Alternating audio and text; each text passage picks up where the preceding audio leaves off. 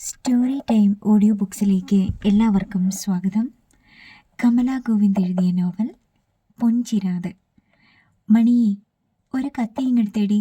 അടുക്കളപ്പുറത്തു നിന്നും അച്യുതൻകുട്ടി വിളിച്ചു. അടുക്കളയ്ക്കുള്ളിൽ പാചകം ചെയ്യുകയായിരുന്നു മണിയമ്മ. വൃത്തിയായി വെട്ടിക്കഴുകി മൺചട്ടിയിൽ വച്ചിരുന്ന അയിലയുടെ മീതേക്ക് മിക്സിയിൽ പച്ചക്കരച്ചെടുത്ത വറ്റൽമുളകിൻ്റെ കൊഴുത്ത അരപ്പ് ഒഴിക്കുകയായിരുന്നു അവർ. ചട്ടി കയ്യിലെടുത്തൊന്നും ചുറ്റിച്ചിട്ട് മണിയമ്മ അടുപ്പത്തേക്ക് വെച്ചു. എന്നിട്ട് കൈ നീട്ടി അലമാരയിൽ നിന്നും ഒരു കത്തിയും എടുത്തുകൊണ്ട് ഭർത്താവ് വിളിച്ചെടുത്തേക്ക് നീങ്ങി. പഴയ രീതിയിൽ ഞുറിവിട്ട് സ്വന്തമായി താൻ തന്നെ തയ്ച്ചെടുത്ത പച്ച കോട്ടൺ നൈറ്റിയായിരുന്നു മണിയമ്മ ധരിച്ചിരുന്നത്. കാതിൽ വെള്ളക്കല്ല് വെച്ച സ്റ്റഡ്സും കഴുത്തിൽ താലിമാലയും കൈത്തണ്ടയിൽ ഒരു കാപ്പും മാത്രം. ഐശ്വര്യം നിറഞ്ഞൊരു വീട്ടമ്മയാണവർ. അടുക്കളപ്പുറത്ത് പിൻമുറ്റത്ത് വിതറിയ മെറ്റൽ ചീളിനു മുകളിൽ ഒരു മൂട് കപ്പയിരിക്കുന്നു. പറമ്പിൽ നിന്നും പറിച്ചെടുത്ത പടിയാണ്. കപ്പക്കിഴങ്ങിൽ പറ്റിയിരിക്കുന്ന മണ്ണ് തട്ടിക്കളയുകയാണ് അച്യുതൻകുട്ടി. കത്തി ഇങ്ങ് താടി.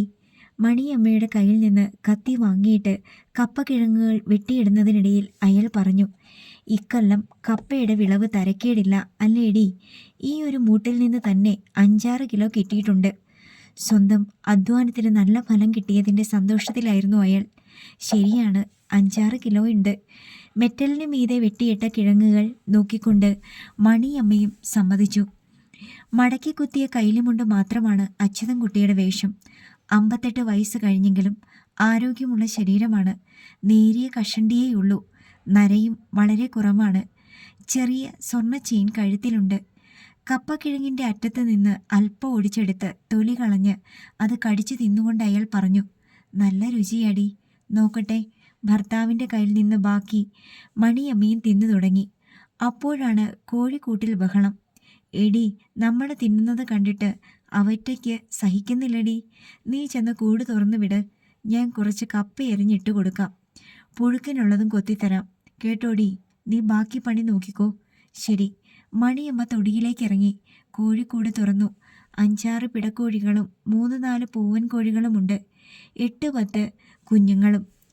എടാ ശങ്കര, രാമ, വാടാ മക്കളെ, അച്യുതൻകുട്ടി വിളിച്ചു. പൂവൻ കോഴികൾക്ക് അയാൾ ഇട്ടിരിക്കുന്ന പേരാണത്. പിടക്കോഴികൾക്ക് ചന്ദ്രികയെന്നും മോഹിനിയെന്നും ഒക്കെ പേരിടും. അയാളുടെ വിളി കേട്ട് കോഴികൾ പാഞ്ഞു വന്നു. കുറേ കപ്പ കുത്തിയെരിഞ്ഞ് അച്യുതൻകുട്ടി മുറ്റത്തെ മെറ്റൽ ചീളിന് മുകളിലേക്ക് ഇട്ടുകൊടുത്തു. തിന്നോടാ, തിന്നോടി, വയറ് നിറയെ തിന്നു, അയാൾ വാത്സല്യത്തോടെ പറഞ്ഞു. കോഴിക്കൂട്ടിലുണ്ടായിരുന്ന 3-4 മുട്ടകളും എടുത്ത് മണിയമ്മ അടുക്കളയിലേക്ക് കയറി. മുട്ട ഫ്രിഡ്ജിൽ വച്ചിട്ട് വാരത്തിലേക്ക് കയറി. വാരത്തിൻ്റെ ജനാലയ്ക്കിൽ മണിയമ്മയുടെ തയ്യൽ മെഷീൻ കിടക്കുന്നുണ്ട്. മണിയമ്മ നന്നായി തയ്ക്കും. അയൽക്കാരുടേതായി കുറേ സ്ഥിരം തയ്യൽ പണികളുണ്ട് അവർക്ക്. തയ്യൽ മെഷീൻ്റെ അപ്പുറത്ത് മൂലയിൽ കുറേ തേങ്ങ കിടപ്പുണ്ട്. പറമ്പിലെ തെങ്ങിൽ നിന്നിട്ടതാണ്. 40 സെൻറ്റ് സ്ഥലമുണ്ടാകെ. അച്യുതൻകുട്ടി RTO ഓഫീസിൽ ഉദ്യോഗസ്ഥനായിരുന്നു. സീനിയർ സൂപ്രണ്ടായിട്ടാണ് പിരിഞ്ഞത്. ജോലിയിലിരുന്നപ്പോൾ വാങ്ങിയതാണ് ഈ സ്ഥലം. അതിൽ 2 നിലയുള്ള മനോഹരമായ വീട് വെച്ചു. വാങ്ങിയ സ്ഥലത്ത് തെങ്ങും മാവും പ്ലാവും ഒക്കെ വച്ചു പിടിപ്പിച്ചു. ഓഫീസിൽ പോകുന്ന സമയമൊഴിച്ച് ബാക്കി സമയത്ത് പറമ്പിൽ പലതരം കൃഷി ചെയ്തു. പിൻമുറ്റത്ത് നിന്ന് പാരയിൽ കുത്തി തേങ്ങയുടെ തൊണ്ട് കളയുന്ന മണിയമ്മ ഭർത്താവിനെ നോക്കി. നല്ല അധ്വാനിയാണ്. തൻ്റെയും 3 മക്കളുടെയും കാര്യങ്ങൾ ഒരു കുറവും കൂടാതെ നോക്കിയിട്ടുണ്ട്. ഇപ്പോഴും ഒരു മാറ്റവുമില്ല. അയാൾക്ക് എപ്പോഴും എന്തിനും സ്വന്തമായൊരു തീരുമാനവും ചിട്ടയുമുണ്ട്. അതപ്പാടെ ചെയ്തു തീർക്കുകയും ചെയ്യും. അച്യുതൻകുട്ടി ഒരു മുഴുത്ത കപ്പക്കിഴങ്ങ് പൊളിച്ച് കൊത്തി തീർത്ത് 2ാമത്തേത് എടുത്തപ്പോൾ മണിയമ്മ പറഞ്ഞു, അത്രയും മതി അച്യുതേട്ടാ. കൂടുതൽ ഉണ്ടാക്കി വെച്ചാൽ കഴിക്കാൻ ഇവിടെ നമ്മൾ 2 വേറെ ആരാ ഇരിക്കുന്നേ? അത് ശരിയാ, അയാൾ സമ്മതിച്ചു. 3 മക്കളെ ദൈവം തന്നപ്പോൾ നമ്മൾ ഒരുപാട് സന്തോഷിച്ചതാ. വയസ്സുകാലത്ത് നമ്മളെ നോക്കാൻ ആളുണ്ടല്ലോന്ന്. പെൺപിള്ളേര് പ്രായമായപ്പോൾ കെട്ടിച്ചു വിടാണ്ടിരിക്കാൻ പറ്റുമോ? ജ്യോതിയും പ്രീതിയും കെട്ടിച്ചു വിട്ടപ്പോൾ കരുതി നമുക്കൊരു മോനുണ്ടല്ലോന്ന്. ദേ, കല്യാണം കഴിഞ്ഞതോടെ പ്രിയയും കൂട്ടി അവൻ ജോലി സ്ഥലത്തേക്ക് ഒറ്റപ്പോക്ക്. കോഴിക്കോട്ടല്ലേ? ഓടിപ്പോയിന്ന് കാണാൻ പറ്റുമോ? ശില്പമോളെ ഒന്ന് കാണാൻ കൊതിയാകുമോ എനിക്ക്. കോഴിക്കോട് കോർപ്പറേഷനിൽ ഹെൽത്ത് ഇൻസ്പെക്ടറാണ് മൂത്ത മകൻ ദീപു. അച്യുതൻകുട്ടി മണിയമ്മയുടെ വാടിയ മുഖത്തേക്ക് നോക്കി ചിരിച്ചു. എടി, മക്കൾ പ്രായമാകുമ്പോൾ അവരുടെ സൗകര്യങ്ങളും ജീവിതവും അവർക്ക് വലുത്. അതൊക്കെ വേണ്ടാന്ന് വെച്ചിട്ട് അവർക്ക് ഇങ്ങോട്ട് വന്ന് നമുക്ക് കൂട്ടിരിക്കാൻ പറ്റുമോടി? അതും പറ്റത്തില്ലെന്ന് എനിക്കറിയാം. എടി, ജീവിതം തുടങ്ങിയപ്പോൾ നമ്മളും ഇങ്ങനെയൊക്കെ തന്നെയായിരുന്നു. ഈ സ്ഥലം മേടിച്ച് വീട് വെച്ച് നമ്മൾ ഇങ്ങോട്ട് താമസം മാറ്റിയത് നമ്മുടെ അച്ഛനെയും അമ്മയും ഒക്കെ വിട്ടേച്ച് തന്നെയല്ലേ? അത് ശരിയാ. അല്ല, ഇവിടെ ഇപ്പോൾ നിനക്ക് എന്തിനാടി വേറെ കൂട്ട്? ഞാൻ ഞാൻ പോരേടി. അച്യുതൻകുട്ടി എഴുന്നേറ്റ് മണിയമ്മയുടെ കവിളിലൊന്ന് തോണ്ടി സ്നേഹത്തോടെ. അയ്യടാ, ഈ കൂട്ടുപറച്ചിൽ എന്തിനാന്ന് എനിക്കറിയാമേ. മണിയമ്മ ചിരിച്ചു. എടി, പിള്ളേര് ചിറക് വെച്ച് പറന്നു പോകുമ്പോൾ അച്ഛനും അമ്മയും തനിച്ചാകും. പ്രാരാബ്ദങ്ങളൊക്കെ ഇറക്കി വെച്ച ആശ്വാസവും സന്തോഷവും പരസ്പരം പങ്കുവെച്ച് അങ്ങ് സ്നേഹിക്കണം. അപ്പോൾ തനിച്ചാന്ന് തോന്നുകേലടി. വേണ്ടി വന്നാൽ ഒരു രണ്ടാം മധുവിധുവിനും സ്കോപ്പുണ്ട്. പിന്നെ രണ്ടാം മധുവിധു, അതും ഈ വയസ്സാം കാലത്ത്. നാണവുമില്ല. മണിയമ്മ തേങ്ങയും നുറുക്കിയ കപ്പയും ഒക്കെ എടുത്ത് അടുക്കളയിലേക്ക് കയറി. എവിടാടി എനിക്ക് വയസ്സായേ? അയാൾ പിന്നാലെ ചെന്നു. മസിലുകൾ പെരുപ്പിച്ചു കാട്ടി. ഇങ്ങോട്ട് നോക്കടി. ഓ, നോക്കാൻ പോണ്. ഞാനിതൊക്കെ ഒത്തിരി കണ്ടതാ. ഊറി വന്ന ചിരിയൊതുക്കി അവർ പറഞ്ഞു. വേഗം കുളിച്ചിട്ട് വാ, പുഴുക്ക് കഴിക്കാം. മസിൽ കാട്ടലും ശൃംഗാരവും ഒക്കെ അത് കഴിഞ്ഞിട്ട് മതി. ഓവേ, ആയിക്കോട്ടെ. എന്നാ നീ ഇത്തിരി എണ്ണ വെച്ച് തന്നാരേ? അയാൾ തമാശയോടെ സമ്മതിച്ചു. പരസ്പരം എന്നും അവരങ്ങനെയാണ്. സ്നേഹത്തിൻ്റെ കാണാനൂലുകളിൽ തമ്മിൽ എപ്പോഴും കീഴ്പ്പെട്ടും അനുസരിച്ചുമുള്ള ജീവിതം. മണിയമ്മ എണ്ണക്കുപ്പിയെടുത്ത് അയാളുടെ തലയിലേക്ക് കുറച്ച് എണ്ണ പൊത്തിക്കൊടുത്തു. അതയാൾക്ക് നിർബന്ധമാണ്. കുളിക്കണമെങ്കിൽ മണിയമ്മ തലയിൽ എണ്ണ വെച്ച് കൊടുക്കണം. വേണ്ടി വന്നാൽ ദേഹത്തും തേക്കണം. അച്യുതൻകുട്ടി കുളി കഴിഞ്ഞ് മറ്റൊരു കൈലിമുണ്ടും ധരിച്ച് ഹാളിലെ ദൈവങ്ങളുടെ ഫോട്ടോയ്ക്ക് മുൻപിൽ നിന്ന് ഒന്ന് കണ്ണടച്ച് കുമ്പിട്ട് വരുമ്പോൾ അയാൾ മൂക്ക് വിടർത്തി. ഹാ, നല്ല കാന്താരി അരച്ച് പുഴുങ്ങിയ കപ്പയുടെയും പച്ച വെളിച്ചെണ്ണ താളിച്ച അയലക്കറിയുടെയും മണം. നാക്കിൽ വെള്ളം വരുവാടി, വേഗം വിളമ്പിക്കോ, അയാൾ പറഞ്ഞു. മണിയമ്മ ഡൈനിങ് ടേബിളിലേക്ക് ഒരു ഇലച്ചീന്തി വെച്ച് കപ്പ പുഴുക്ക് വിളമ്പി. കാന്താരിയുടെയും മഞ്ഞളിൻ്റെയും ചേർന്ന ഇളം മഞ്ഞ നിറമുള്ള ആവി പറക്കുന്ന പുഴുക്കിന് മീതേക്ക് അയലക്കറിയുടെ മുളക് ചാറ് ചുറ്റിച്ചൊഴിച്ചു. വെന്ത പാകമായ മുറിക്കാത്ത ഒരു അയിലയും വെച്ചു. അയിലയും മത്തിയുമൊക്കെ മുറിക്കാതെ മുഴുവനായിട്ട് കറിയാക്കുന്നതാണ് അച്യുതൻകുട്ടിക്കിഷ്ടം. അല്പം കപ്പയും അയിലയുടെ മാംസവും നുള്ളിയെടുത്ത് വായിലിട്ട് രുചിയോടെ ചവയ്ക്കുമ്പോൾ തൃപ്തിയോടെ അയാൾ പറഞ്ഞു. പഷ്ട്. കൃത്യമായ ഉപ്പും പുളിയും. ആ പുകഴ്ത്തൽ മണിയമ്മയ്ക്ക് ഇഷ്ടമായി. അയാൾ അങ്ങനെയാണ്. നല്ലതായാൽ നല്ലതെന്നും മോശമായാൽ മോശമെന്നും പറയും. മുഖം നോക്കില്ല അക്കാര്യത്തിൽ. നീയോടെ വിളമ്പിക്കൊണ്ടുവാടി. നമ്മൾ ഒരുമിച്ചിരുന്ന് മിണ്ടിയും പറഞ്ഞും കഴിക്കുമ്പോൾ പിള്ളേര് കൂടെയില്ലെന്നും നമ്മൾ തനിച്ചാന്നും ഒക്കെയുള്ള സങ്കടം അങ്ങ് മാറുമെടി. അപ്പോൾ സങ്കടം എനിക്ക് മാത്രമല്ല അല്ലേ? മണിയമ്മ ചോദിച്ചു. എനിക്ക് വിഷമമില്ലാണ്ട് വരുവോടി? ഞാനൊരു തന്തയല്ലേ. നിന്നെപ്പോലെ പറയുകയും കരയുകയും ചെയ്യുന്നില്ല, അത്രയുള്ളു. മണിയമ്മ തനിക്കായി മറ്റൊരില ചീന്തിൽ കപ്പ വിളമ്പുമ്പോഴാണ് ലാൻഡ് ഫോണിൽ ബെല്ലടിച്ചത്. ഇതാരാ രാവിലെ വിളിക്കുന്നത്? അച്യുതൻകുട്ടി ചോദിച്ചു. ഞായറാഴ്ചയല്ലേ, പിള്ളേരാരേലും ആയിരിക്കും, മണിയമ്മ പറഞ്ഞു. കഴിക്കുന്നത് നിർത്തിയിട്ട് അച്യുതൻകുട്ടി ചെന്ന് റിസീവർ എടുത്തു. മണിയമ്മ പറഞ്ഞത് ശരിയായിരുന്നു. ഇളയ മകൾ ജ്യോതിയാണ് വിളിച്ചത്. ഹൈസ്കൂൾ ടീച്ചറാണവൾ. ഭർത്താവ് ജയേഷ് സെയിൽ ടാക്സ് ഡിപ്പാർട്ട്മെൻറ്റിലാണ്. ജയേഷിൻ്റെ വീട് തൊടുപുഴയിലാണ്. 3 വർഷമായി വിവാഹം കഴിഞ്ഞിട്ട്. കുട്ടികളായിട്ടില്ല അവർക്ക്. എന്നാ മോളെ വിളിച്ചത്? മകളുടെ ശബ്ദം കേട്ടതിൻ്റെ സന്തോഷത്തോടെ അച്യുതൻകുട്ടി ചോദിച്ചു. അമ്മ എന്തിയേച്ചാ? ജ്യോതി ചോദിച്ചു. കപ്പയും മീനും കഴിക്കുമോ നിൻ്റെ അമ്മ? ഞായറാഴ്ചത്തെ റുട്ടീൻ ഫുഡ് തന്നെ, ജ്യോതി ചിരിച്ചു. എന്നാ മീനാച്ചാ കിട്ടിയേ? അയില. പോരാ, ജ്യോതി പറഞ്ഞു. ചെമ്മീൻ റോസ്റ്റും കരിമീൻ ഫ്രൈയും ഉച്ചയൂണിന് നിർബന്ധമായും വേണം. ഞങ്ങൾ അങ്ങ് വരുവാ. നേരാണോ മോളെ? എന്നാൽ ചെമ്മീനും കരിമീനും റെഡി. റിസീവർ വെച്ചിട്ട് അച്യുതൻകുട്ടി സന്തോഷത്തോടെ തിരിച്ചെത്തി. എടി, ജ്യോതിയും ജയേഷും ഉച്ചയ്ക്കെത്തുമെന്ന് ഞാൻ ഇന്നലെ അവളെ സ്വപ്നം കണ്ടായിരുന്നു. അവളൊന്ന് വന്നെങ്കിലെന്ന് ഞാൻ ആഗ്രഹിച്ചതേ ഉള്ളൂ. അപ്പോൾ വരുന്നത് കണ്ടോ? നീ മൂത്ത മോളെ സ്വപ്നം കാണാഞ്ഞത് നന്നായി. രാവിലെ ദുബായിൽ നിന്ന് അവൾ പറന്നു വരേണ്ടി വരത്തില്ലായിരുന്നോ? അച്യുതൻകുട്ടി ഉറക്കെ ചിരിച്ചു. കളിയാക്കണ്ട കേട്ടോ. അവള് രണ്ടാമതും വിശേഷമായിട്ടിരിക്കുമല്ലേ. ഇനി പ്രസവം കഴിഞ്ഞേ നാട്ടിലേക്കുള്ളെന്നാ പറഞ്ഞത്. ഏതായാലും നീ ഒരു സഞ്ചി ഇങ്ങെടുക്ക്. മോള് വിളിച്ച് പറഞ്ഞതല്ലേ, ചെമ്മീനും കരിമീനും ഒക്കെ തീരുന്നതിന് മുൻപേ കവലയിലോട്ട് ചെല്ലട്ടെ. മണിയമ്മ സഞ്ചിയെടുത്ത് നീട്ടി. ഇറച്ചിയും വേണ്ടേ? 2 കിലോ കോഴിയിറച്ചി കൂടി വാങ്ങാം. കോഴി വാങ്ങാനായിട്ടിപ്പോൾ കാശ് കളയണ്ട. ആ ചുവന്ന പിടക്കോഴിയെ കൊന്ന് കറിയാക്കാം. പിള്ളേർക്ക് അതായിരിക്കും ഇഷ്ടം. ആ പിട ഇപ്പോൾ മുട്ടയിടുന്നത് നിർത്തി കണ്ടമാനം ഇറച്ചി വെച്ച് നിൽക്കുക. എന്നാൽ അത് മതി. മൂർച്ചയുള്ള ഒരു കത്തിയും എടുത്ത് അച്യുതൻകുട്ടി പിന്നാമ്പുറത്തേക്ക് ഇറങ്ങി കോഴികളെ സമീപിച്ചു. അച്യുതൻകുട്ടിയുടെ ലക്ഷ്യം മനസ്സിലാക്കിയതുപോലെ കോഴികൾ കൊക്കിക്കൂവി ജീവനും കൊണ്ട് പാഞ്ഞു. അച്യുതൻകുട്ടിയെ! വടക്കുവശത്തെ മതിലിനപ്പുറത്ത് നിന്ന് വിളി കേട്ടു. അച്യുതൻകുട്ടി നിന്നു. അയൽക്കാരനാണ് സക്കറിയ. അച്യുതൻകുട്ടിയുടെ സുഹൃത്താണ്. മിലിട്ടറിയിൽ നിന്ന് റിട്ടയർ ആയതാണ്. കോഴി കാറുന്നത് കേട്ടു. പിള്ളേര് വരുന്നുണ്ടോടാ? ജ്യോതിയും ജയേഷും വരുന്നുണ്ട്. പിള്ളേരൂടെ വന്നാലല്ലേ സക്കറിയ നമുക്കും ഇതിനൊക്കെ താല്പര്യം തോന്നത്തുള്ളൂ. അത് ശരിയാ, സക്കറിയ സമ്മതിച്ചു. അച്യുതൻകുട്ടി ചുവന്ന കോഴിയെ പിടികൂടി കുലച്ചു നിൽക്കുന്ന ഞാണിപ്പൂവൻ വാഴയുടെ ചുവട്ടിലിട്ട് അച്യുതൻകുട്ടി കോഴിയുടെ കഴുത്തറുത്തു. പിന്നെ മുറ്റത്തിരുന്ന പഴയ സ്കൂട്ടർ സ്റ്റാർട്ട് ചെയ്ത് മീൻ വാങ്ങാൻ കവലയിലേക്ക് പോയി. മീനും കൊണ്ട് വന്നിട്ട് അയാൾ അത് വെട്ടിക്കഴുകാനും പാകപ്പെടുത്താനും മണിയമ്മയെ സഹായിക്കുകയും ചെയ്തു. ജയേഷിൻ്റെ കാർ പുതിയോട്ടെ മുറ്റത്തെത്തുമ്പോൾ 1 മണി കഴിഞ്ഞു.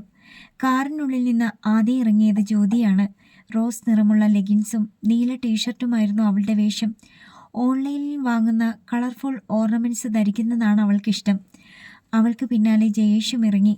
സിറ്റൗട്ടിൽ നിൽക്കുന്ന അച്ഛൻ്റെയും അമ്മയുടെ അടുത്തേക്ക് വന്നുകൊണ്ട് ജ്യോതി പറഞ്ഞു, ഞങ്ങൾ രണ്ടും മാത്രമല്ലാച്ചാ വന്നത്, ഞങ്ങളുമുണ്ട്. കാറിൽ നിന്നിറങ്ങിക്കൊണ്ട് ജയേഷിൻ്റെ അച്ഛൻ സുധാകരൻ നായർ പറഞ്ഞു. ജയേഷിൻ്റെ അമ്മ ശ്രീകുമാരിയും ജയേഷിൻ്റെ ജ്യേഷ്ഠൻ രതീഷിൻ്റെ മക്കളായ കണ്ണനും കാർത്തിക്കും ഉണ്ട്. കണ്ണൻ 6ാം ക്ലാസ്സിലും കാർത്തിക് 5ാം ക്ലാസ്സിലും പഠിക്കുന്നു. മണിയമ്മയും അച്യുതൻ നായരും അന്താളിച്ചു പരസ്പരം നോക്കിപ്പോയി. ഇവർ വരുന്ന കാര്യം നീ പറഞ്ഞില്ലല്ലോ മോളെ? മണിയമ്മ ശബ്ദം താഴ്ത്തി മകളോട് ചോദിച്ചു. പറഞ്ഞില്ലെങ്കിൽ എന്താ, ഞാൻ അവരെ കൊണ്ടുവന്നില്ലേ? ജ്യോതി ചിരിച്ചു. എല്ലാവരും ഹാളിലേക്ക് കയറിയിരുന്നു. രതീഷും കലയും എന്താ വരാഞ്ഞത്? അതിഥികൾക്ക് നാരങ്ങ വെള്ളം വിതരണം ചെയ്തുകൊണ്ട് മണിയമ്മ ലോഹ്യം ചോദിച്ചു. അവർക്കൊരു മാരേജ് ഫംഗ്ഷനുണ്ട്, സുധാകരൻ നായർ പറഞ്ഞു. ഇലക്ട്രിസിറ്റി ബോർഡിലെ എക്സിക്യൂട്ടീവ് എഞ്ചിനീയർ ആയിരുന്നു അയാൾ. റിട്ടയർ ആയിട്ടും ഒരു കൺസ്ട്രക്ഷൻ കമ്പനിയിൽ ജോയിൻ ചെയ്ത് വർക്ക് തുടരുകയാണ്. അതിൻ്റെ എല്ലാ പ്രൗഢിയുമുണ്ട്. ഞങ്ങളും വരാനിരുന്നതൊന്നുമല്ല, ശ്രീകുമാരി പറഞ്ഞു. ജ്യോതി നിർബന്ധിച്ചതുകൊണ്ട് പോന്നേയുള്ളൂ. വില കൂടിയ പട്ടുസാരിയും ആവശ്യത്തിലധികം ആഭരണങ്ങളും ധരിച്ചിരുന്നു ശ്രീകുമാരി. എല്ലാവരും വരുന്നതും ഇങ്ങനെ കൂടുന്നതും ഒക്കെയല്ലേ ഒരു സന്തോഷം, മണിയമ്മ പറഞ്ഞു. ജ്യോതിയും ജയനമ്മയെ വരാനുള്ളൂ. ചേച്ചിയും ചേട്ടനും അങ്ങനെ വരാറേ ഇല്ലല്ലോ. എല്ലാവരും കൂടെ വന്നപ്പോൾ വീട് നിറയെ വെട്ടവും വെളിച്ചവും ശബ്ദവും ഒക്കെ ആയ പോലെ തോന്നുക.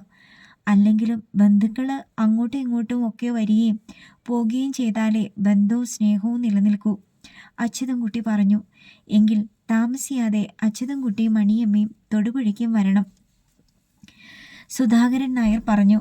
അതിനെന്താ, 2 ആഴ്ച കഴിഞ്ഞോട്ടെ, ഞങ്ങൾ അങ്ങോട്ട് വരാം, അച്യുതൻകുട്ടി പറഞ്ഞു. എല്ലാവർക്കും അത് സമ്മതമായി. ഊണ് സമയം ആയതുകൊണ്ട് മണിയമ്മ വേഗം അടുക്കളയിലേക്ക് വന്നു. കുറേ പർപ്പടകം കാച്ചിയെടുക്കാനുണ്ട്. കാച്ചിയ പർപ്പടകം ഒരു ചെറിയ ചൂരൽ കൊട്ടയിലേക്ക് കുത്തിയെടുത്ത് മണിയമ്മ ഇട്ടു. അപ്പോഴാണ് ജ്യോതി അങ്ങോട്ട് വന്നത്.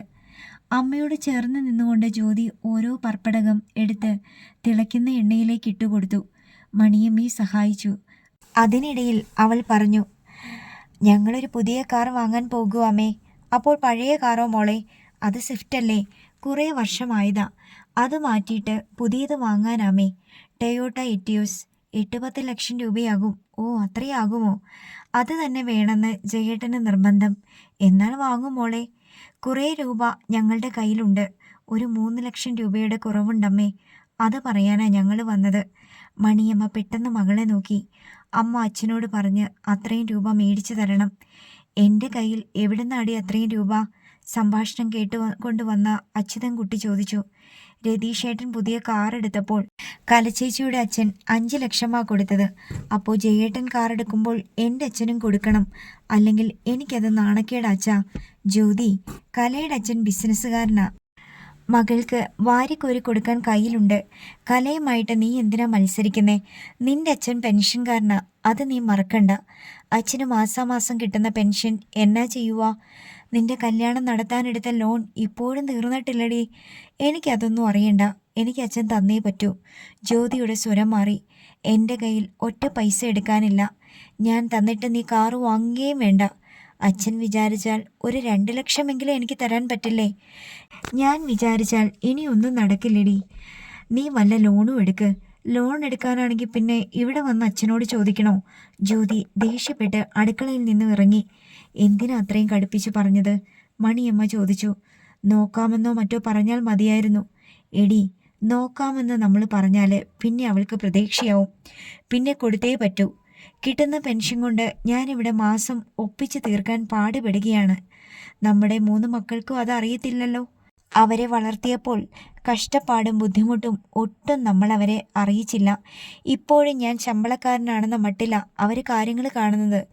അവൾ ചോദിച്ചത് കേട്ടില്ലേ? പെൻഷൻ എന്നാ ചെയ്യുവാന്ന്. മോള് പിണങ്ങിയെന്ന് തോന്നുന്നു. മണിയമ്മയ്ക്ക് വിഷമമായി. അത് പിന്നെ ഒരു പുതിയ കാര്യമാണോടി? അച്യുതൻകുട്ടി ചിരിച്ചു. അവൾക്ക് പിണങ്ങാൻ പ്രത്യേകിച്ച് വല്ല കാര്യവും വേണോ? ഇവിടെ വന്നാൽ അവൾക്ക് പിണങ്ങാൻ എന്തേലും കാരണം എന്നും അവൾ ഉണ്ടാക്കും. ഇന്നത്തെ കാരണം ഇതായി. ഇത്രയേ ഉള്ളൂ. നീ അത് വിട്ടേക്ക്. എന്നിട്ട് ആ പ്ലേറ്റും ചോറും ഒക്കെ ഇങ്ങെടുക്ക്. ഊണ് വിളമ്പാറായി. മണിയമ്മ അനുസരിച്ചു. ഡിഷുകളിലും ബൗളുകളിലുമായി ചോറും കറികളും ഡൈനിങ് ടേബിളിൽ വെച്ചു. എല്ലാവരെയും ഊണ് കഴിക്കാൻ ക്ഷണിച്ചു. കണ്ണനും കാർത്തിക്കും ടി വിക്ക് മുൻപിലായിരുന്നു.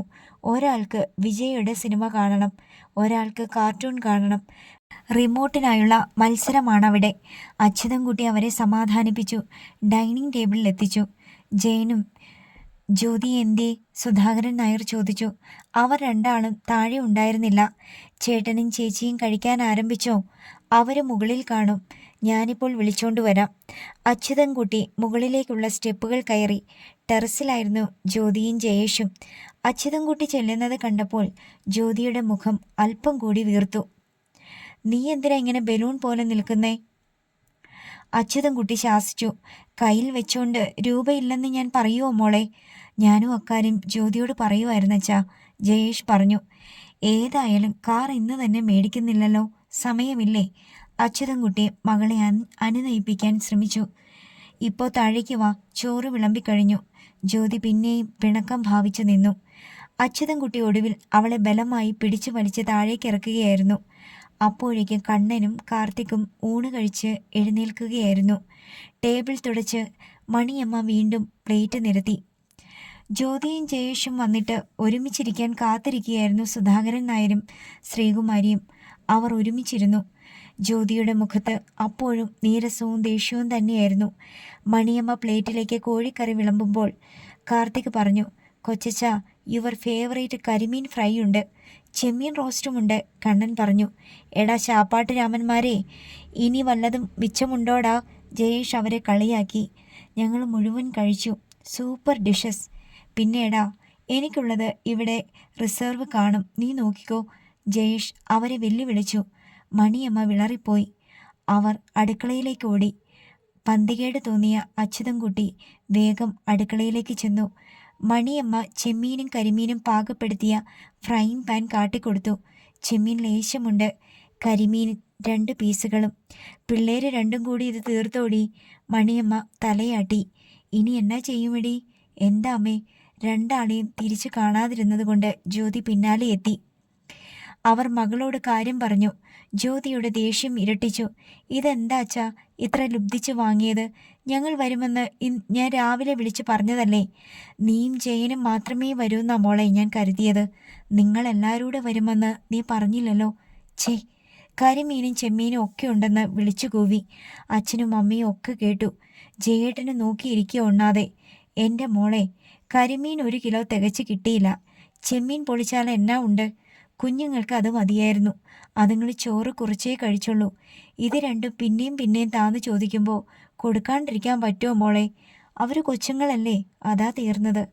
അപ്പോൾ എൻ്റെ കുഞ്ഞുങ്ങൾ വന്ന് ഇവിടെ വെച്ചുണ്ടാക്കിയതൊക്കെ പിന്നെയും മേടിച്ച് തിന്ന് തീർത്തു അല്ലേ? പെട്ടെന്നാണ് അവർക്ക് പിന്നെ ശ്രീകുമാരിയുടെ ശബ്ദം ഉയർന്നത്.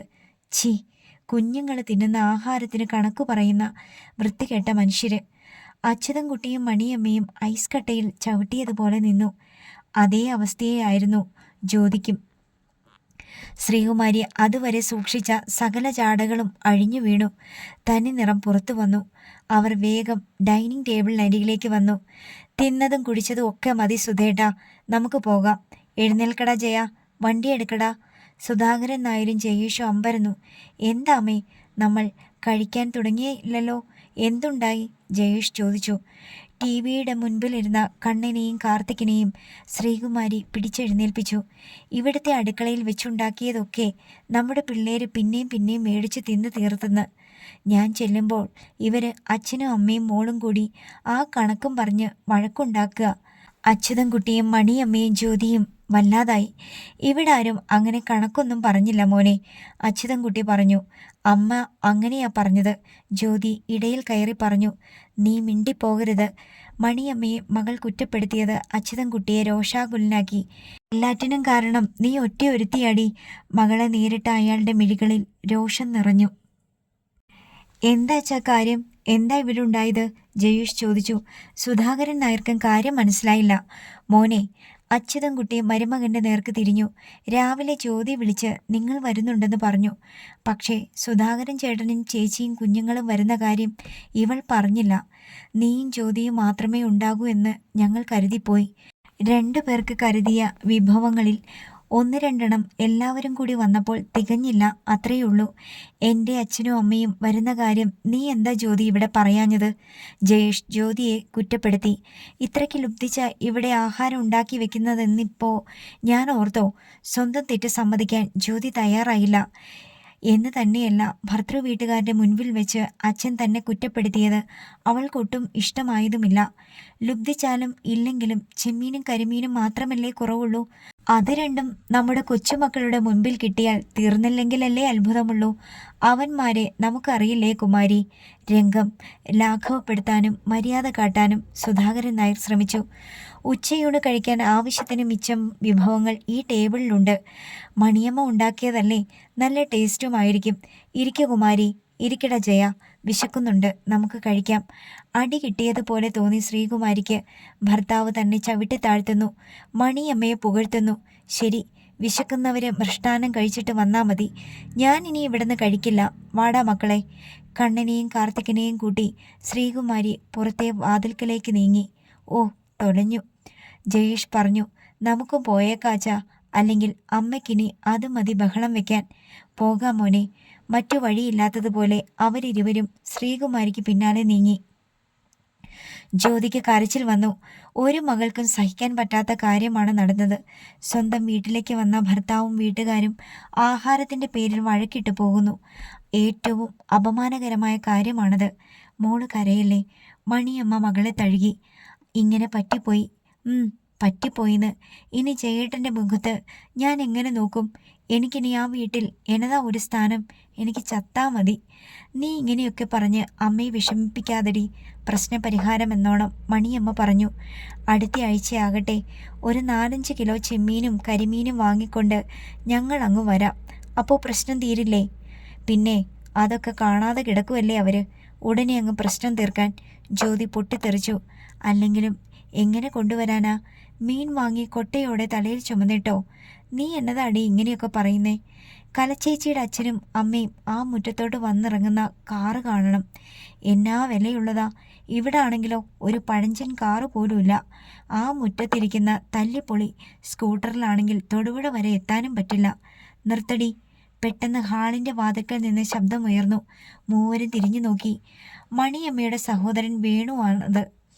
ഭാര്യ സുധയും ഏകമകൾ കൃഷ്ണപ്രഭയും കൂടെയുണ്ട്. പട്ടുസാരിയാണ് സുധയുടെ വേഷം. റോസ് പട്ടുപാവാടയും പട്ടിൻ്റെ ട്രെൻഡി ടോപ്പുമാണ് കൃഷ്ണപ്രഭയുടെ വേഷം. എല്ലാവരും അവളെ പ്രഭയെന്നാണ് വിളിക്കുന്നത്. +2 പരീക്ഷ കഴിഞ്ഞതേയുള്ളൂ. 18ലേക്ക് കടന്ന സുന്ദരിക്കുട്ടി. മണിയാൻറ്റി വന്ന പാടെ ഓടി വന്ന് പ്രഭ മണിയമ്മയുടെ തോളിൽ തൂങ്ങി നിന്നു. മണിയമ്മയെ വലിയ ഇഷ്ടമാണ് അവൾക്ക്. വേണു അകത്തേക്ക് വന്നു. ജ്യോതിയുടെ മുന്നിൽ നിന്നു. നീ എന്നതാടി പറഞ്ഞത്? മുറ്റത്തിരിക്കുന്നത് തല്ലിപ്പൊളി സ്കൂട്ടറാന്നോ? നീ പണ്ട് സ്കൂളിൽ പോയിരുന്നത് അതിലല്ലേടി? ഇപ്പോൾ പഠിച്ച് വലിയ ഉദ്യോഗവും വലിയ ബന്ധവും കിട്ടിയപ്പോൾ നിനക്കിത് തല്ലിപ്പൊളിയായിപ്പോയി. നിന്റെ 2 മാസത്തെ ശമ്പളം എടുത്ത് ഒരു പുത്തൻ സ്കൂട്ടർ വാങ്ങി നിന്റെ അച്ഛന് കൊടുക്കടി. അതുകൊണ്ട് ഒരു കുഴപ്പവും വരികയില്ല.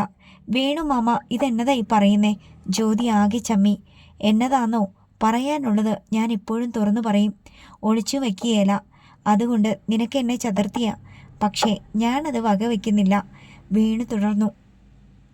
നിന്റെ അച്ഛന് ഈ മുറ്റത്തൊരു കാറുണ്ടായിരുന്നടി, എങ്ങനെയാ അതില്ലാണ്ടായത്? എത്താ കൊമ്പത്ത് പിടിക്കണ്ടെന്ന് നിന്നോട് അന്ന് എല്ലാവരും പറഞ്ഞതാ. പക്ഷേ വലിയയിടത്തുനിന്ന് ആലോചന വന്നപ്പോൾ നിനക്കത് മതിയെന്ന് വാശിയായി. പണം തികയാണ്ട് വന്നപ്പോൾ പലതും വിറ്റുതുലച്ച കൂട്ടത്തിൽ ആ കാറും ഉണ്ടായിരുന്നടി. അടി കിട്ടിയതുപോലെ ജ്യോതി നിന്നു. സിറ്റൗട്ടിൽ തന്നെ ഉണ്ടായിരുന്നു ജയേഷും ശ്രീകുമാരിയും സുധാകരൻ നായരും. അവരും അത് കേട്ടു. അച്യുതൻകുട്ടിയും മണിയമ്മയും അയ്യടാന്നായി. മിണ്ടാതിരിക്കു ചേട്ടാ, ജയനും അച്ഛനും അമ്മയും നിൽക്കുന്നത് കണ്ടില്ലേ? സുധ ഭർത്താവിനെ വിലക്കാൻ ശ്രമിച്ചു. ജനിച്ച വീടിനെയും തന്തയും തള്ളയും ഒക്കെ മറന്നിട്ടുള്ള ഇവളുടെ പൊങ്ങച്ചം അവരും അറിയട്ടേടി. ജ്യോതി ചൂളി. അത് കണ്ട് പ്രഭ ചിരിയടക്കി. ഞാനൊരു വലിയ കുടുംബത്തിൽ ചെന്ന് കയറിയതിൻ്റെ അസൂയ വേണുമാമയ്ക്ക്, ജ്യോതി പറഞ്ഞു. എന്നിട്ട് അച്ഛനെയും അമ്മയെയും നോക്കി. ഇപ്പോൾ തൃപ്തിയായല്ലോ? എനിക്കും തൃപ്തിയായി, സന്തോഷായി, എല്ലാം കൊണ്ടും. ഇനി ഞാൻ പോകുക, ജ്യോതി കരച്ചിൽ പോലെ പറഞ്ഞിട്ട് പുറത്തേക്കിറങ്ങി. ജയേഷിൻ്റെ കാർ ഗേറ്റ് കടന്നുപോയി. അവരോട് നിൽക്കുമ്പോൾ നീ അങ്ങനെയൊന്നും പറയണ്ടായിരുന്നു വേണു, അച്യുതൻകുട്ടി പറഞ്ഞു. എൻ്റെ മക്കളിൽ തീരെ വിവരമില്ലാത്തത് അവൾക്കാണ്. ഇത് വിവരമില്ലാഞ്ഞിട്ടല്ല അളിയ, അഹങ്കാരമാണ്. എന്നാലും നീ അവളെ കരയിപ്പിക്കണ്ടായിരുന്നു. മണിയമ്മയ്ക്ക് സങ്കടമായി. ഈ ചേട്ടൻ ഇങ്ങനെയാ, സ്ഥലവും കാലവും മറന്ന് എന്തും വിളിച്ചു പോവും. സുധയും ഭർത്താവിനെയും കുറ്റപ്പെടുത്തി. എനിക്ക് സ്ഥലകാലബോധമില്ലാഞ്ഞിട്ടൊന്നുമല്ല, വേണു തുടർന്നു. ജ്യോതി എൻ്റെ മരുമകളാ, അവൾ വലിയ വീട്ടിൽ ജീവിക്കുന്നതാ എനിക്കും അഭിമാനം. പക്ഷേ വലിയ ബന്ധം കിട്ടിയപ്പോൾ സ്വന്തം വീട്ടിലെ സ്ഥിതി മറക്കാമോടി? സുധ മിണ്ടിയില്ല. അവളുടെ കല്യാണത്തിൽ കഴുത്തിലിടാൻ 50 പവൻ തികയ്ക്കാൻ അളിയനും ചേച്ചിയും പാടുപെട്ടപ്പോൾ അവർ ചോദിച്ചില്ലെങ്കിലും നിന്റെ കയ്യേലും കഴുത്തേലും കിടന്നിരുന്ന ആഭരണങ്ങൾ നീ അന്ന് ഊരി കൊടുത്തില്ലേ? അവളും അത് കണ്ടതല്ലേ? അതെ, അവളും കണ്ടതാ. എന്നിട്ടോടി, നമ്മൾ വാടക വീട്ടിലാ താമസം. അതുകൊണ്ട് അവൾ കൊമ്പത്തെ ബന്ധക്കാരെയും കൊണ്ട് അങ്ങോട്ട് വരത്തില്ല. പോട്ടെ, ഇവിടെ വെച്ച് നിന്നെയും പ്രഭമോളെയും അവൾ കണ്ടതാന്നേ. സുഖാണോന്നെങ്കിലും ചോദിച്ചോടി? ഇല്ലല്ലോ, അഹങ്കാരി, നന്ദിയും സ്നേഹവും ഇല്ലാത്ത ജന്തു. വേണു ജ്വലിച്ചു. മതി പറഞ്ഞത്, സുധ സ്നേഹപൂർവ്വം ശാസിച്ചു. നമ്മൾ ഇങ്ങോട്ട് വന്നത് വഴക്കുണ്ടാക്കാൻ വേണ്ടിയിട്ടാണോ? അതല്ലടി, കണ്ടതിൻ്റെ ശേഷം പറഞ്ഞില്ലേൽ എൻ്റെ നാക്കു ചൊറിയും. അച്ഛാ, മതി അച്ഛാ പറഞ്ഞത്, പ്രഭയും പറഞ്ഞു. അവൾ വിഷയം മാറ്റി. നമ്മൾ വന്ന കാര്യം ഇതുവരെ പറഞ്ഞില്ലല്ലോ. എന്നതാ കാര്യം? വിഷയം മാറ്റിയ സന്തോഷത്തിൽ മണിയമ്മ ചോദിച്ചു. ഞങ്ങളൊരു കല്യാണം കൂടിയിട്ട് വരുവാ മണിയാൻറ്റി, പ്രഭ തന്നെ പറഞ്ഞു. ആരുടെ കല്യാണമായിരുന്നു? എൻ്റെ കൂടെ സ്റ്റാൻഡിൽ ടാക്സി ഓടിക്കുന്ന ദിവാകരൻ്റെ അനിയൻ്റെ കല്യാണ ചേച്ചി. ഉത്തരം പറഞ്ഞത് വേണുവാണ്. സ്വന്തമായി ഒരു ഇന്നോവ കാർ വാങ്ങി ടാക്സി ഓടിക്കുകയാണ് വേണു. സ്നേഹവും ആത്മാർത്ഥതയും ഉള്ള കൂട്ടത്തിലാണ്. മണിയമ്മയുടെ നേരെ ഇളയ സഹോദരൻ. വേണുവിൻ്റെ ഇളയതായി ഒരാൾ കൂടിയുണ്ട് തോട്ടത്തിൽ, തറവാട്ടിൽ. അനിലും കുടുംബവുമാണ് തറവാട്ടിൽ താമസം. അച്ഛനും അമ്മയും ഒക്കെ മരിച്ചു. അതുകൊണ്ട് അച്ഛൻ്റെയും അമ്മയുടെ ഒക്കെ സ്ഥാനത്ത് അവർ രണ്ടാളും ഇപ്പോൾ കാണുന്നത് അച്യുതൻകുട്ടിയെയും മണിയമ്മയുമാണ്. പക്ഷേ വേണുവിനെ പോലെയല്ല അനിൽ, അല്പം സ്വാർത്ഥനാണ്. കല്യാണാഘോഷം തീർന്നിട്ടില്ല മണിച്ചേച്ചി, സുധ പറഞ്ഞു. വൈകുന്നേരം ചെറുക്കൻ്റെ വീട്ടിൽ പാർട്ടിയാണ്, വേണു പറഞ്ഞു.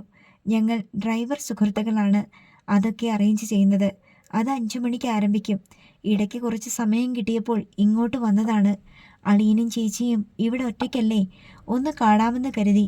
പിന്നെ അടുത്ത ഞായറാഴ്ച പ്രഭയുടെ ബർത്ത്ഡേയാ. അളിയനും ചേച്ചിയും വരണം, അത് പറയാനോടെയാണ് ഞങ്ങൾ വന്നത്. ഞങ്ങൾ ഞായറാഴ്ച വന്നേക്കാം വീണു, അച്യുതൻകുട്ടി പറഞ്ഞു. എൻ്റെ പ്രഭമോൾക്കിപ്പോൾ 18 വയസ്സ് തികയുക അല്ലേ? മണിയമ്മ പ്രഭയെ ചേർത്ത് പിടിച്ച് അവളെ വാത്സല്യത്തോടെ തഴുകി. റിസൾട്ട് അറിഞ്ഞിട്ട് മോളിനി എന്നതാ പഠിക്കാൻ പോകുന്നേ? അവൾക്ക് നല്ല മാർക്കുണ്ടല്ലോ ചേച്ചി. ഒരുപാട് പഠിക്കണമെന്ന് അവൾ പറയണേ. മെഡിക്കലിൻ്റെയും എൻജിനീയറിങ്ങിൻ്റെയും എൻട്രൻസ് എഴുതിയിട്ടുണ്ട്. മെഡിസിനൊക്കെ പഠിക്കണമെന്ന് പറഞ്ഞാൽ നമ്മൾ കൂട്ടിയാൽ കൂടുമോ ചേച്ചി? വേണു ചോദിച്ചു. അച്ഛൻ അതൊന്നും പറഞ്ഞാൽ പറ്റുകയില്ല, പ്രഭ ശാഠ്യത്തോടെ പറഞ്ഞു. മെഡിസിന് കിട്ടിയാൽ എനിക്ക് മെഡിസിന് പോകണം. ഡോക്ടർ കൃഷ്ണപ്രഭ വേണു, തോട്ടത്തിൽ MBBS MD. എങ്ങനെയുണ്ട് മണിയാൻറ്റി? പ്രഭ ഗമയോടെ തലയുയർത്തി പിടിച്ചു. കൊള്ളാം, നല്ല പേര്, ഒരുപാട് നീളവും അച്യുതൻകുട്ടി കളിയാക്കി. അച്ചുമാമ കളിയാക്കണ്ട കേട്ടോ, പ്രഭ കിണുങ്ങി. ഞാൻ കളിയാക്കിയതല്ല മോളെ. കുടുംബത്തിൽ ഒരു ഡോക്ടർ ഉണ്ടാകുന്നത് നല്ലതല്ലേ? ഒന്നുമല്ലെങ്കിൽ മേലാണ്ട് കിടക്കുമ്പോൾ കാശില്ലാതെ പരിശോധിച്ച് മരുന്ന് മേടിക്കാലോ. അവിടെ കൂട്ടച്ചിരി മുഴങ്ങി. അളിയ, ഇനി ഞങ്ങൾ ഇറങ്ങുവാണേ. ചിരിയുടെ അലകൾ തീർന്നപ്പോൾ വേണു പറഞ്ഞു. ദിവാകരൻ ഇപ്പോൾ വിളിക്കാൻ തുടങ്ങും. എല്ലാവരും അവിടെ തന്നെയുണ്ട്. വൈകിട്ടത്തെ കല്യാണ പാർട്ടി അല്ലേടാ, അവിടെ കള്ളും വെള്ളവും ഒക്കെ ഇല്ലേ? മണിയമ്മ ചോദിച്ചു. അതില്ലാത്ത കല്യാണം ഉണ്ടോ മണിച്ചേച്ചി? സുധ ചോദിച്ചു. അതല്ലേ കല്യാണം തന്നെ. അല്ല, കള്ളിൻ്റെയും കള്ള് കുടിക്കുന്നവരുടെയും ഇടയ്ക്ക് പ്രഭയെ എന്തിനാ നിങ്ങൾ കൊണ്ടുപോയി നിർത്തുന്നേ? അതും രാത്രിയിൽ. പ്രായമായ കൊച്ചല്ലേ. ഞങ്ങൾ രണ്ടാളും പോകുന്നിടത്തൊക്കെ കൊച്ചിനെ കൂടെ കൊണ്ടു നടക്കാൻ ഇഷ്ടമുണ്ടായിട്ടല്ല ചേച്ചി, വേണു പറഞ്ഞു. ഞങ്ങളുടെ വാടക വീട്ടിൽ വേറെ ആരും ഇല്ലല്ലോ. ഇപ്പോഴത്തെ കാലമല്ലേ, പിച്ചി കീറി തിന്നാൻ എന്നാ നേരം വേണം. ഒറ്റയ്ക്ക് വിട്ടിട്ട് പോകാൻ പേടിയേ ചേച്ചി, അതുകൊണ്ടാ കൂടെ കൊണ്ടു നടക്കുന്നത്. അത് ശരിയാ, കാലം വല്ലാത്തതാ, അച്യുതൻകുട്ടി പറഞ്ഞു. നമ്മളൊക്കെ വളർന്ന കാലത്ത് സ്വന്തം വീട്ടിലും പരിസരത്തും ഒക്കെ ഏത് പെണ്ണിനും തനിച്ചിരിക്കായിരുന്നു. ഒന്നിനും പേടിക്കണ്ടായിരുന്നു, മണിയമ്മ പറഞ്ഞു. ഇപ്പോഴത്തെ ഒരു കാലമേ, സ്വന്തം വീട്ടിൽ പോലും പേടിച്ചു വേണം ജീവിക്കാനെന്നാ ഓരോരുത്തർ പറയുന്നേ. പത്രത്തിലൊക്കെ ഓരോന്ന് വായിക്കുമ്പോൾ പേടിയാ മണിച്ചേച്ചി, സുധ പറഞ്ഞു. ഒന്നും പേടിക്കണ്ട, പ്രഭ ഇവിടെ നിന്നോട്ടെ. നിങ്ങൾ രണ്ടാളും പോയി കല്യാണ പാർട്ടിയിൽ പങ്കെടുക്ക്. തിരിച്ചു വരുമ്പോൾ ഇതിൽ വന്ന് മോളെ കൂടെ കൊണ്ടുപോയാൽ മതി. മണിച്ചേച്ചിയുടെ അടുത്ത് മോളെ ഏൽപ്പിച്ചിട്ട് പോകുന്നതാ എനിക്കിഷ്ടം, സുധ പറഞ്ഞു. എനിക്കും അതാടാ വിശ്വാസം, വേണുവും പറഞ്ഞു. രണ്ടുപേരുടെ പോകുന്നതൊക്കെ കൊള്ളാം, പ്രഭ പറഞ്ഞു. തിരികെ വരുമ്പോൾ എന്നെ കൂടാതെ ഒറ്റയ്ക്കങ്ങ് പോയേക്കല്ലേ. നിന്നെ കൊണ്ടുപോകാതെ ഞങ്ങൾ എങ്ങനെ ഒറ്റയ്ക്ക് പോകും മോളെ? വേണു വാത്സല്യത്തോടെ പ്രഭയുടെ കവിളിൽ തട്ടി. വേണുവും സുധയും യാത്ര പറഞ്ഞ് മുറ്റത്തേക്കിറങ്ങി. പിന്നാലെ മറ്റുള്ളവരും. മുറ്റത്ത് വേണുവിൻ്റെ ഇന്നോവ കാർ കിടക്കുന്നുണ്ട്. അച്യുതൻകുട്ടി അതിലൊന്ന് തൊട്ടു. കഴിഞ്ഞ വർഷമാണ് വേണു ഈ കാർ വാങ്ങിയത്. കുറേ പണം കയ്യിലുണ്ടായിരുന്നു. സുധയുടെ സ്വർണം കുറേ വിറ്റു. ബാക്കി പണത്തിനായി വേണു നെട്ടോട്ടം ഓടി. സ്വന്തമായി ഒരു തുണ്ട് ഭൂമിയില്ലാത്തവന് ഒരു ബാങ്കിൽ നിന്നും ലോൺ എടുക്കാൻ കഴിയില്ലല്ലോ. വീടും അതിരിക്കുന്ന ഈ 40 സെൻറ്റും ബാങ്കിൽ പണയം വെച്ചിട്ട് അച്യുതൻകുട്ടി 7 ലക്ഷം രൂപയെടുത്ത് വേണുവിന് നൽകി. അങ്ങനെയാണ് കാർ വാങ്ങിയത്. അച്യുതൻകുട്ടി കാറിൽ തൊടുന്നത് വേണു ശ്രദ്ധിച്ചു. അളിയൻ വിഷമിക്കേണ്ട കേട്ടോ, ഒറ്റ തവണ പോലും മുടക്കാണ്ട് ഞാൻ അടയ്ക്കുന്നുണ്ട്. അളിയൻ്റെ ഈ വീടിൻ്റെ ആധാരം തിരിച്ചെടുത്ത് തന്നിട്ടേ സ്വന്തമായി ഞാനൊരു തുണ്ട് ഭൂമി വാങ്ങിക്കൂ, അതുറപ്പാ, അയാൾ പറഞ്ഞു. അതല്ലട വേണു, അച്യുതൻകുട്ടി ആലോചനയോടെ പറഞ്ഞു. ഒരു പഴയ കാറ് മേടിക്കുന്നതിനെക്കുറിച്ച് ആലോചിക്കുമായിരുന്നു ഞാൻ. വലിയ വിലയുടേതൊന്നും വേണ്ട, ഒരു മാരുതി ആയാലും മതി. നേരാണോ അളിയ? ജ്യോതി പറഞ്ഞതിൽ കാര്യമുണ്ട് വേണു. കെട്ടിച്ചുവിട്ട പെൺമക്കളുടെ വീട്ടിലും മകൻ്റെ പെണ്ണു വീട്ടിലും ഒക്കെ കാറിലല്ലാതെ ചെന്നിറങ്ങുന്നതിപ്പോൾ കുറച്ചിലാടാ. അവർക്ക് മാത്രമല്ല, നമുക്കും കുറച്ചില്ല. നാടോടുമ്പം നടുവേ ഓടണ്ടേ, എന്നാലല്ലേ പിടിച്ചു നിൽക്കാൻ പറ്റൂ. ഞാനൊന്ന് നോക്കട്ടളിയ, വേണു പറഞ്ഞു. നല്ല വണ്ടി വല്ലതും വന്നാൽ നമുക്ക് ചവിട്ടി നിർത്താം. അയാൾ ചിലപ്പോൾ യൂസ്ഡ് കാറിൻ്റെ വിൽപ്പനയിൽ ഇടനിലക്കാരനും ആകാറുണ്ട്. നീ ധൃതി വെക്കണ്ട, കുറച്ച് കാശ് ഞാനൊന്ന് സ്വരൂപിച്ചോട്ടെ, എന്നിട്ട് പറയാം. ആയിക്കോട്ടളിയ. വേണു വണ്ടിക്കുള്ളിൽ കയറി. കൂടെ കയറുമ്പോൾ സുധ പ്രഭയെ നോക്കി. ഉറങ്ങിയേക്കല്ലേ മോളെ, എത്ര രാത്രിയായാലും ഞങ്ങൾ ഇതിലേ വന്ന് മോളെയും കൊണ്ടേ പോകൂ. ഞാൻ ഉറങ്ങത്തില്ലമ്മേ, പ്രഭ പറഞ്ഞു. വേണുവിൻ്റെ വണ്ടി പോയപ്പോൾ മണിയമ്മ അമ്പരപ്പോടെ അച്യുതൻകുട്ടിയെ നോക്കി. കാറ് വാങ്ങാൻ പോകുവാണോ? ഒരെണ്ണം നമുക്കും വേണമെടി. ഒരു ചിട്ടിയുള്ളത് പിടിക്കാമോന്ന് നോക്കട്ടെ. 1 ലക്ഷത്തിൻ്റെ ഒരു ചിട്ടിയുണ്ട്, സഹകരണ ബാങ്കിലാണ്. അത് പിടിച്ചാൽ 85,000 90 കിട്ടും. അത് മതിയോ കാറ് വാങ്ങാൻ? അത് പിടിക്കട്ടേടി, ബാക്കിക്ക് അപ്പോൾ നോക്കാം. അത് കേട്ടപ്പോൾ മണിയമ്മയ്ക്ക് സന്തോഷമായി. ഒരു കാറ് വേണം, അത്യാവശ്യമാണ്. കാർ ഇപ്പോൾ ഒരു ആഡംബരമല്ലല്ലോ. അച്യുതൻകുട്ടി ചെന്ന് വാരത്തിലിരുന്ന വള്ളിക്കൊട്ട കയ്യിലെടുക്കുന്ന പ്രഭ കണ്ടു.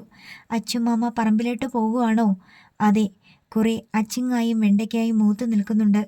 ഞങ്ങൾ 2 പേര് എത്രാന്ന് വെച്ചാൽ കഴിക്കുന്നേ? തീരുകേല. കവലയിലെ കടയിൽ കൊടുക്കും. നാടൻ പച്ചക്കറിക്കിപ്പോൾ നല്ല ഡിമാൻഡല്ലേ.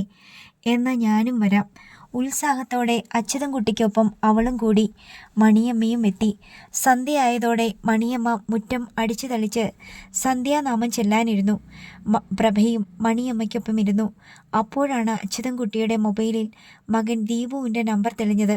അയാൾ വേഗം അത് അറ്റൻഡ് ചെയ്തു. എന്തൊക്കെയുണ്ടടാ മോനെ വിശേഷങ്ങൾ? കുഞ്ഞെന്തിയടാ?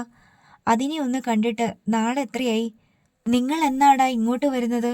അയാൾ ആഹ്ലാദത്തോടെ ചോദിച്ചു. ഒരു നിമിഷം നിശബ്ദത. അത് കഴിഞ്ഞായിരുന്നു ദീപുവിൻ്റെ ചോദ്യം. അച്ഛനും അമ്മയും കൂടെ ജ്യോതിയോട് എന്താ ചെയ്തത്? എത്ര നാൾ കൂടിയിട്ടാ അവള് വീട്ടുകാരെയും കൂടിയിട്ട് വന്നത്? അപ്പോഴാ അച്ഛൻ്റെ ഒരു ദാരിദ്ര്യം കാട്ടല്. പോരാഞ്ഞിട്ട് വേണു മാമയെ വിളിച്ചു വരുത്തിയിട്ട് എല്ലാവരും കേൾക്കി ഒരു ചീത്ത പറച്ചിലും. അച്യുതൻകുട്ടി അന്താളിച്ചു. ജ്യോതി കരച്ചിലോട് കരച്ചിൽ. അച്ഛനീ വയസ്സുകാലത്ത് ആർക്ക് വേണ്ടിയിട്ടാ ഇങ്ങനെ സമ്പാദിച്ചു കൂട്ടുന്നേ? മകൻ്റെ വെറുപ്പ് നിറഞ്ഞ ചോദ്യം. ആർക്ക് വേണ്ടിയിട്ടാ സമ്പാദിച്ചു കൂട്ടുന്നേന്ന്? അയാളുടെ 2 കണ്ണുകളും ഒരുപോലെ നിറഞ്ഞു തുളുമ്പി. നിനക്ക് വേറെ വല്ലതും പറയാനുണ്ടോടാ? എന്നാ പറയാനാ? ദീപു ചോദിച്ചു. അച്യുതൻകുട്ടി കോൾ കട്ടാക്കി. ജ്യോതി കാറ് വാങ്ങാൻ 3 ലക്ഷം രൂപ ചോദിച്ചതും അതില്ലെന്ന് പറഞ്ഞതിൻ്റെ ദേഷ്യത്തിൽ അവളുണ്ടാക്കിയ പ്രശ്നമാണ് ഇവിടെ നടന്നതെന്നും ദീപു അറിഞ്ഞിട്ടില്ല. അത് ജ്യോതി പറയില്ല. അവളുടെ സ്വഭാവമാണത്. ഒരു ചെറിയ കാര്യം മതി എല്ലാവരോടും വിളിച്ചു പറയും. ലോകം പിടിച്ചിളക്കും. സ്വന്തം ഭാഗത്തെ തെറ്റ് ഒരിക്കലും സമ്മതിക്കുകയില്ല. ഇനി അവൾ ദുബായിക്ക് വിളിക്കും. പ്രീതിയോടും ഭർത്താവ് അജയിനോടും പറയും. അവരും വിളിക്കും. വിളിക്കട്ടെ. ഏതായാലും അച്യുതൻകുട്ടി ഒരു കാര്യം തീരുമാനിച്ചുറപ്പിച്ചു. ദീപു വിളിച്ച് കുറ്റപ്പെടുത്തിയത് മണിയമ്മയോട് പറയണ്ട. അവൾ സങ്കടപ്പെടും. രാത്രി 11 മണിയായപ്പോൾ അച്യുതൻകുട്ടി പ്രതീക്ഷിച്ചതുപോലെ ദുബായിൽ നിന്ന് മകൾ പ്രീത അയാളെ ഫോണിൽ വിളിച്ചു. ജ്യോതിയുടെയോ ദീപുവിൻ്റെയോ സ്വഭാവമല്ല പ്രീതയ്ക്ക്. എന്താ അച്ഛാ അവിടെ ഉണ്ടായത്? പ്രീത തുടർന്നു. ഉണ്ടായ സംഭവം അച്യുതൻകുട്ടി ചുരുക്കി പറഞ്ഞു. ഇതാണോ കാര്യം? പ്രീത ചിരിച്ചു. ജ്യോതി വിളിച്ചപ്പോൾ ഇവിടെ അജയേട്ടനും പറഞ്ഞു അവൾ പറയുന്നത് മാത്രം വിശ്വസിക്കരുതെന്ന്. മക്കളെ നോക്കുമ്പോൾ പ്രായമായ അച്ഛനും അമ്മയ്ക്കും ഒരുപാട് കുറ്റങ്ങൾ കാണുമെടി മോളെ. അയ്യേ, അതിന് അച്ഛനെവിടാ പ്രായമായത്? പ്രീത കളിയാക്കി ചിരിച്ചു. അച്യുതൻകുട്ടിക്ക് തോന്നി മകളുടെ വാക്കുകളിലും ചിരിയിലും ഉള്ളിൽ വീണ് കിടന്നിരുന്ന കനലുകളെ കെടുത്തിയെന്ന്. അപ്പോഴാണ് വാരത്തിരുന്ന് തയ്ക്കുകയായിരുന്ന മണിയമ്മയെയും കൂട്ടി പ്രഭ അയാളുടെ അടുത്തേക്ക് വന്നത്.